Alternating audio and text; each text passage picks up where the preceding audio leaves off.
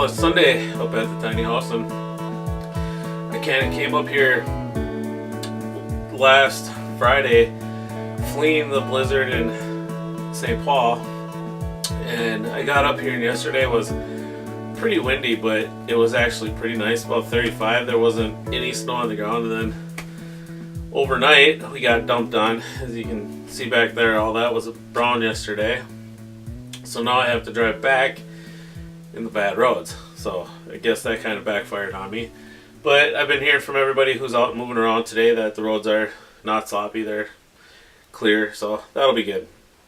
I just got to get out onto the driveway that got plowed in this morning, so we'll get that done this afternoon and hit the road heading home. But I just wanted to do a little update on the tiny house. And so I came up, I had gas for the whole weekend to run the generator because I was just going to do the whole weekend with the generator like I normally do, but I ran out of gas I think last night because my can wasn't full. I just grabbed it out of my garage, and of course it wasn't all the way full. So I ran out of gas yesterday and decided to switch to just spend the rest of the weekend on solar and see how it did. And I wasn't going to sacrifice or back anything off, and I ran just solar since yesterday at noon. The tiny house ran great. Everything is running, including the fridge is still running on the bank, and the bank is still at 60%. So it's getting to the point where it needs to be charged, but the panels will actually charge in ambient light. So they're covered with a little bit of snow. I've brushed them off and they keep charging.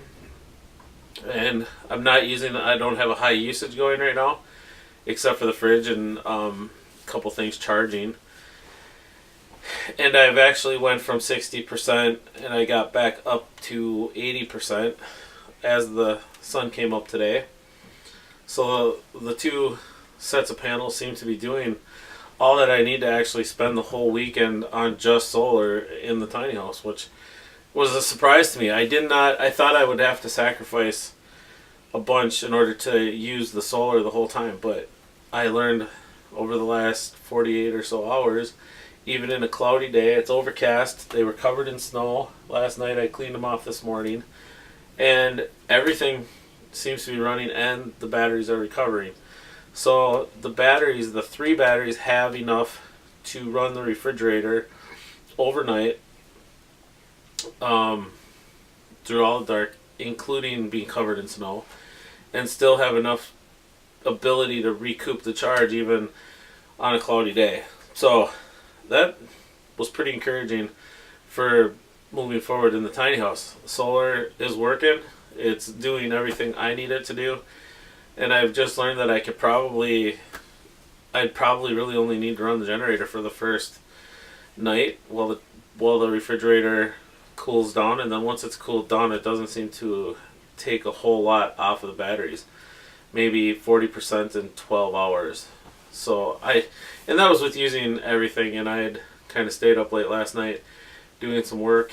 So I'm pretty happy with the battery system that I have right now. I may add a 4th battery and a 3rd bank here yet this spring, because I think if I had a 4th battery and a 3rd 100 amp set of panels, that probably would be enough to carry me through a whole weekend without running the generator at all.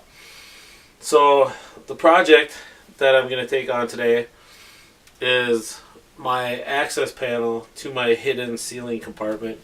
I don't like the way I use some bungee straps to hook it up, and it doesn't really work that good. So I want to put a mending plate on it and then some push latches so I can hide it in there a little bit better. I think it will function more efficiently, and I think ultimately I'll be able to use all the compartments that way if I make them more effective, both sides, so where I can take the panel right out instead of just pulling it down. Pulling it down is fine, but it's not the best use of that compartment. So thanks for watching. I hope you enjoyed the video.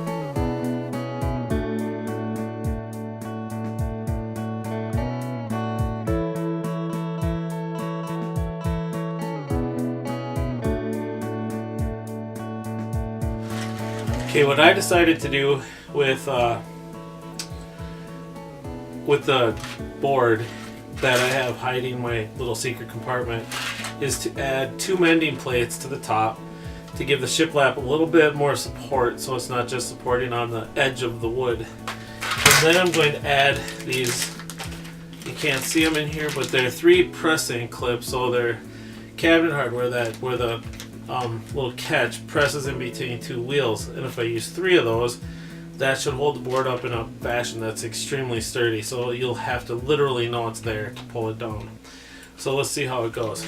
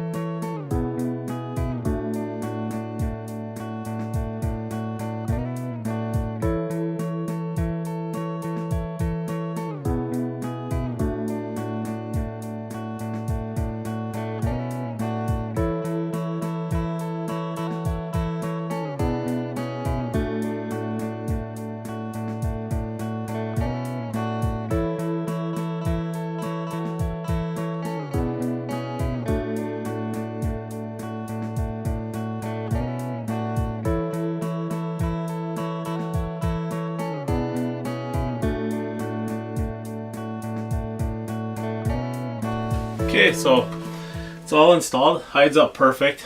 Perfect access now to both sides of the panel. Catches this, and this. The 2 mending plates aid the shiplap edge in holding it in place. Gives it just a little extra reinforcement. Can't break. Much stronger. And then the catches push right up in to the roller bearings. So what we're doing is these plates will slide right over the top.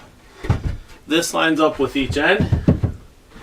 Bring it up and you have the catch and the roller bearing, and it pops right in and holds in place. Alright, so I hope you enjoyed the video, and that's cleaned up one more little thing in the tiny house. We're going to start flooring here in the next couple of weeks, so hoping to figure out what I'm going to do there. And as soon as the flooring's in, we're going to put the cabinets and the countertops in. And I think we have a kitchen remodel video coming up. I think we're going to redo the whole kitchen, at least the functional side. Put some cabinets in, redo the water tank, the plumbing, put a backflow tank on the storage tank. So that's the next step, but in the meantime, hope you enjoyed the video. My secret compartment, or my not so secret compartment, now that it's on YouTube. So maybe I won't keep very nice things in there, but I'll keep something in there. So my secret, not so secret ceiling compartment is revealed how I've just done it and improved the catch system on it and hidden into the ceiling. You'd have to pretty much know where it is in order to figure out how to get in there. Thanks for watching. Hope you enjoyed the video.